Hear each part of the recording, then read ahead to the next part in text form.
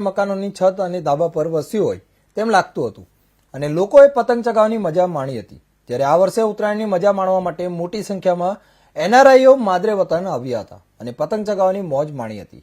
વિદેશમાં હોળી દિવાળી જેવા તહેવારોની ઉજવણી થતી હોય છે, પરંતુ ઉત્તરાયણ જેવી મજા ત્યાં આવતી નથી, જેને લઈને ઓસ્ટ્રેલિયા, કેનેડા, અમેરિકા સહિત વિવિધ દેશોમાંથી એનઆરઆઈઓ માદરે વતનમાં આવ્યા હતા અને આજે પતંગો ચગાવવાની મજા માણી હતી। એનઆરઆઈઓએ કહ્યું હતું કે જે તહેવારોની મજા પરિવાર સાથે અને સગાવાલાની વચ્ચે છે તે વિદેશમાં નથી, જેના કારણે તેઓ આપણા વચ્ચે આ તહેવારોને મિસ કરે છે।